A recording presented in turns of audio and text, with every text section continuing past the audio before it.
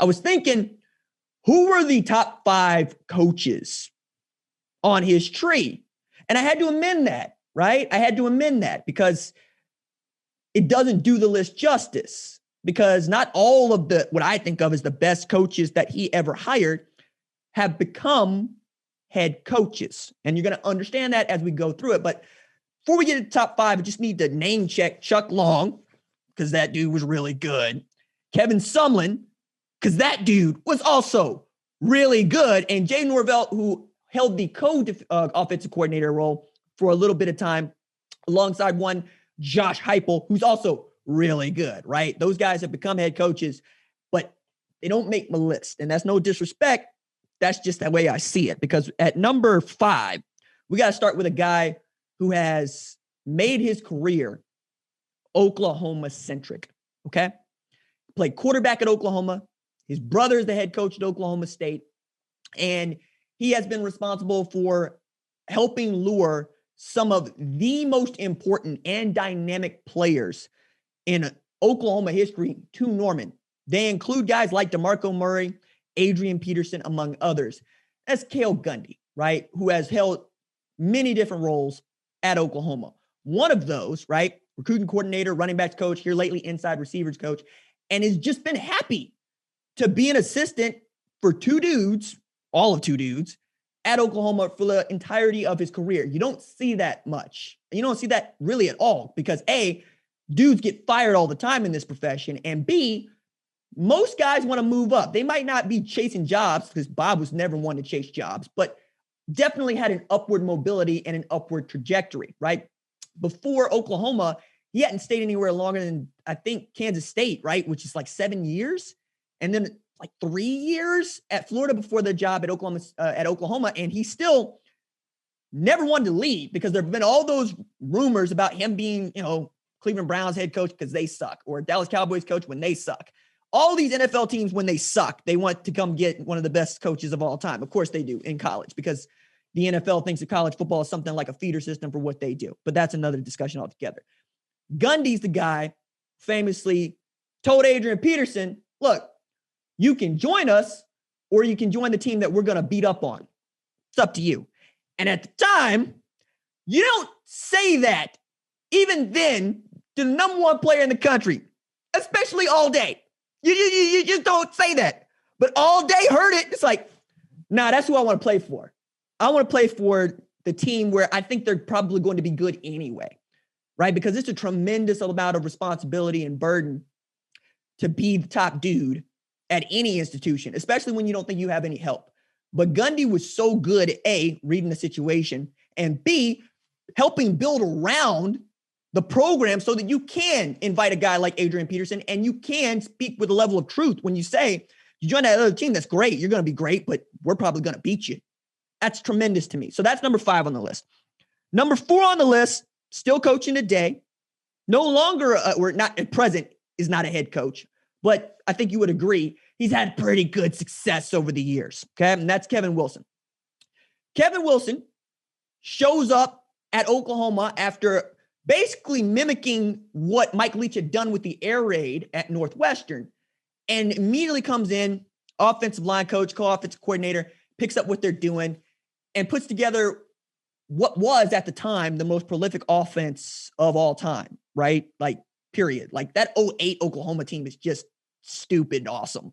And you look at the guys that were on that team, not just Sam Bradford, but oh my gosh, if DeMarco Murray was healthy for that national championship game, probably talking about number 8 in 2008. He was that big a deal. But Wilson looked around and said, no, I got dudes.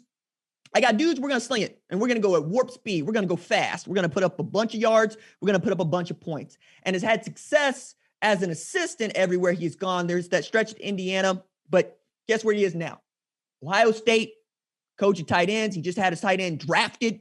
And that's, I think, a tremendous achievement at a place like Ohio State where they just didn't start using the tight ends really until the playoff. And he's got a great group there now led by Jeremy Ruckert.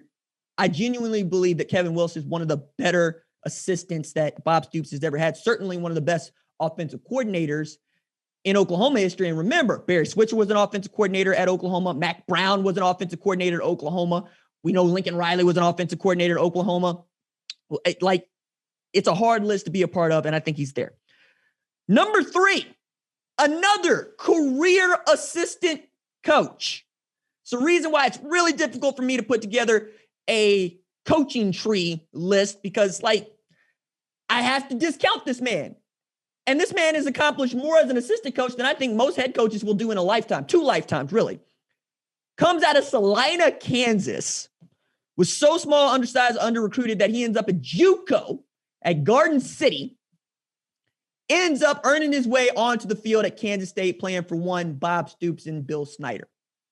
Continues to work his tail off, ends up coaching linebackers at Oklahoma, rises to the level of co-defensive coordinator, later defensive coordinator, and is now over at Clemson. That's Brent Venables. Brent Venables is a maniacal, awesome human being, okay? So Rufus Alexander told me this story about learning what it was to play defense with Brent Venables. And it was, this man would drink half a Gatorade, pop a Red Bull, dump the Red Bull into the Gatorade that was left, shake it up, chug it before practice. Okay, so that's amped, right? You know that Coach Venables he has his own get-back coach. Usually you got one get-back coach for the whole sideline. Nah, Venables got his own get-back coach, and it is an oversized assistant strength coach who's responsible for grabbing him by his belt, pulling him back onto the sideline, and every single time he does it, you can see Venables swatting at his hand, talking about let me go, because he's walking out on the field, not to yell at referees, but to coach up his dudes. And Rufus got a taste of that at practice.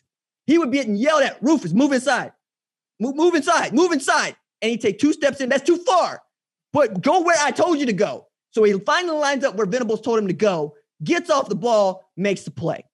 He said that is how meticulous and how detail-oriented Brent Venables was, and how detail-oriented you had to be to play for him. Matter of fact, toward the end of his career at Oklahoma, he was getting a reputation for having an overcomplicated defense.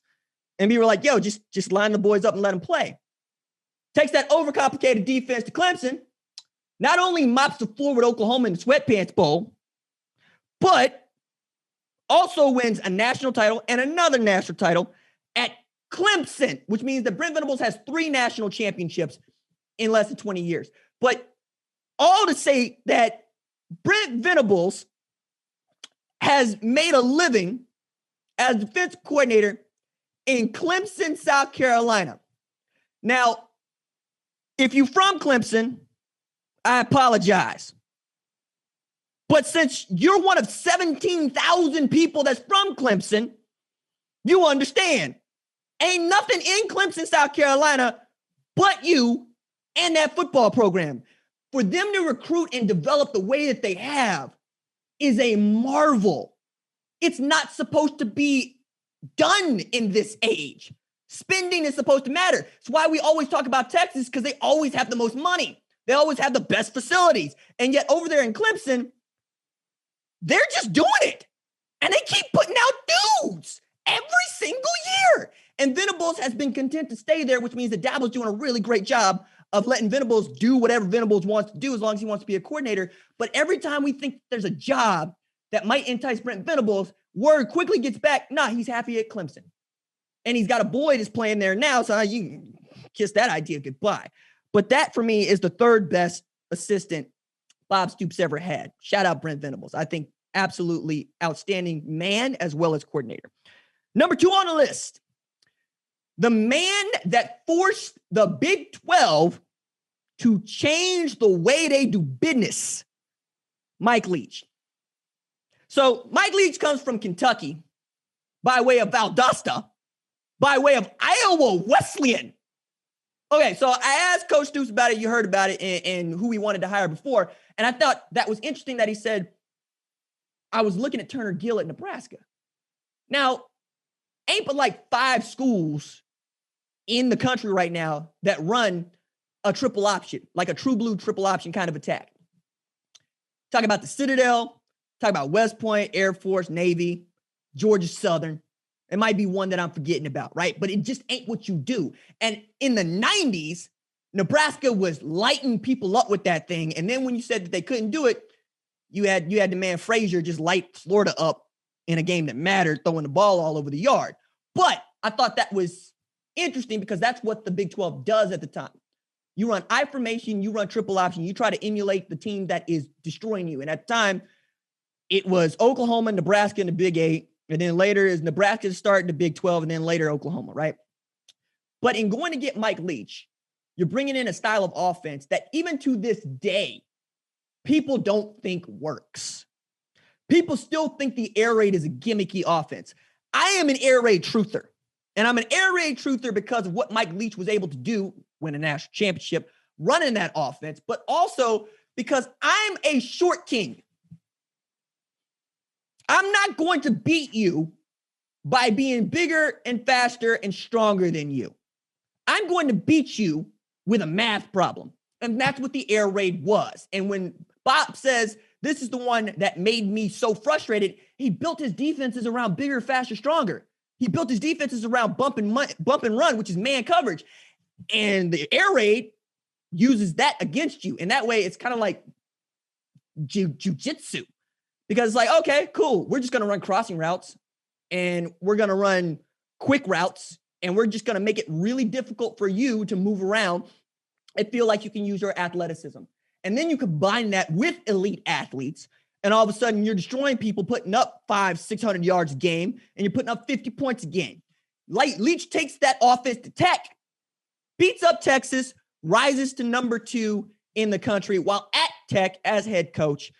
Changed the way that Oklahoma did business, and then Bob led him. Like, full marks to Bob Stoops, who did early what we have been begging Kirby Smart to do for years, which is to say, let the offensive coordinator coach the offense. Forget what just focus on the defense. Play defense. Let that offensive coordinator do his job. And Mike Leach and Swing Your Sword gives him full credit for this. Matter of fact, I'm going to go ahead and I'm going to read it for you because I took time to go find it. It's page 95. You keep track here. It's rare for a head coach to give an assistant so much autonomy, especially one whose scheme and system is so different from what he's used to. Bob understood that you hire good people and then you let them do their jobs. I realized that as a head coach, the temptation to meddle is there, but you have to make a decision ahead of time that you won't. A lot of head coaches don't have the backbone to do that. And even if they do, they probably can't resist the temptation. Had I not been convinced that Bob wouldn't meddle, I wouldn't have taken the job. Yo, you got to trust the people that you hire, and you got to trust that you hired the right people. And Bob, I think, just has that in so many ways. And you look at it and look at all the talent that he's helped raise up and then said, hey, you want to take another job? That's fine. That's what I'm here for. I think you look at Steve Spurrier and you could see that. Like when Bob first got the job and tells a story in his book of getting to Florida, they line up one-on-one and it was Steve who called the offense, Bob called the defense, good on good.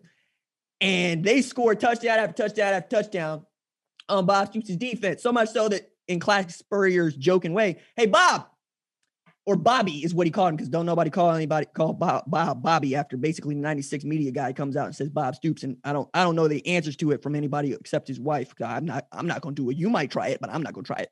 He said, Bobby, you think we're going to force a punt this year? And, you know, Bob was flustered because Bob is about doing things the right way, doing it in a way that makes sense. Do your job, go home. He did not like getting beat up like they were getting beat up. And Spurrier realized that about Bob and then let Bob be Bob, right? He said, you coach the defense. We're going to be all right. You're not going to see any offense like ours all year. I promise you. And they didn't, right? They ended up winning the national championship. So Bob's actually got 2 national championships when people tried to give him the one. Anyway, the number one assistant on this list for me that Bob Stoops ever hired for all time, Lincoln Riley. You know the resume. You know what he has accomplished, not just as a head coach, but as an offensive coordinator. You have Baker Mayfield win a Heisman Trophy, the only walk-on to do so. That same year, he had a Heisman finalist in Dede Westbrook at wide receiver. He's got a guy who wins the Heisman Trophy in his only year at Oklahoma and becomes number 1 overall pick along with Baker Mayfield and Kyler Murray. Jalen Hurts comes here for all of, a year? Ends up being a second-round draft pick to the Philadelphia Eagles and all signs point to him being the starting quarterback for the Philadelphia Eagles. That means that Lincoln Riley will have groomed 3 of the 32 starters in the NFL today. And perhaps his most talented recruit outside of Murray is playing quarterback for him right now. When you look at how Lincoln took over the program, and you look at how the assistant coaches responded to Lincoln taking over the program, I don't think you could have found a better successor for the University of Oklahoma. And even I was skeptical, right? Because a hotshot coordinator is a hotshot coordinator. Didn't really know what Lincoln was made of. And you know what? At 33, same age I am right now, what do people expect from you? If anything, people doubt you. People want to know what you're doing here. They want to know, why you? There are guys twice your age who should have this job. Lincoln was Lincoln the whole time. He has done nothing but win.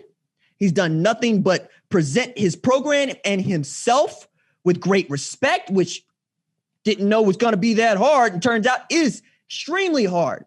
And he has the program the last 4 years in a position to pursue national championships. And as OU fans of a certain age will know, that ain't guaranteed. You can only ride off of your reputation for so long before your reputation no longer matters. Oklahoma got a taste of that in the 90s. Don't want anything like it, because I think the one thing that I think is true about being an OU fan is that if you're born in my generation, you're kind of spoiled. We don't really know what it is to suck at college football. We can't fathom it. So much so that we will lose our minds.